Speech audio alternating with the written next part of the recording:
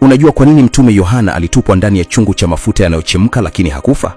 Watu wengi wanakumbuka kwamba aliandika kitabu cha Ufunuo, lakini ni wachache sana wanaojua kwamba kabla ya unabii huo mkubwa kuandikwa, Roma iliwahi kujaribu kumuua kwa kumtupa ndani ya chungu cha mafuta yanayochemka. Haikuwa adhabu ya kawaida, ilikuwa ni mauaji ya hadharani yaliyopangwa makusudi ili kila mtu ayashuhudie. Kwa sababu Yohana hakuwa tu mwanafunzi wa mwisho wa Yesu aliyekuwa bado hai, bali hata katika uzee wake alikataa kunyamaza. Aliendelea kuhubiri Kristo na kushuhudia kuhusu Bwana aliyefufuka kutoka kwa wafu. Kwa Roma, mtu kama huyo alikuwa hatari zaidi kuliko upanga wowote, kwa sababu kile alichokuwa kikitikisa hakikuwa ukuta wa mji, bali mioyo ya watu. Kwa hiyo mfalme akaamua kutuma ujumbe kwa jiji lote kwa njia ya kikatili zaidi iwezekanavyo.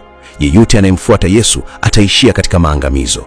Moto uliwashwa zaidi, mafuta yakapashwa joto hadi yakaanza kuchemka. Ndani ya chungu kikubwa, mafuta yalitokota na kulipuka kama lava inayochemka. Umati wa watu ulizidi kuongezeka. Kila mtu alikuwa akisubiri jambo moja. Walikuwa wangengojea kumwona mwanafunzi huyo mzee akimezwa na mafuta ya moto. Walikuwa wangengojea kusikia mayowe yake yakipasua anga. Walikuwa wangengojea Roma kuikandamiza imani hii iliyokuwa ikienea kwa onyesho moja la umwagaji damu. Lakini Yohana alipotupwa ndani ya mafuta yanayochemka, kile kilichotokea baadaye hakikuwa kama walivyotarajia. Hakukuwa na kilio, hakukuwa na mapambano, hakukuwa na mwili ulioungua kwa joto kali. Kulikuwa tu na ukimya wa kutisha, kwa sababu Yohana hakufa. Katika wakati huo, si watu tu waliostaajabu, hata Roma yenyewe ililazimika kukiri jambo moja.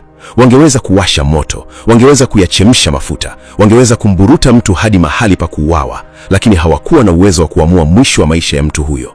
Mradi tu Mungu alikuwa hajamaliza kusudi la Yohana, hata moto mkali zaidi usingeweza kumteketeza.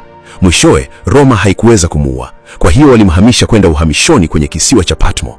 Lakini kile walichodhani kuwa ni uhamisho, Mungu alikigeuza kuwa mlango wa ufunuo. Na ilikuwa katika kisiwa hicho cha upweke ndipo Yohana aliandika kitabu cha Ufunuo. Kwa hiyo, sehemu ya kushangaza zaidi ya simulizi hili si tu kwamba Yohana alitupwa ndani ya mafuta yanayochemka na akaokoka.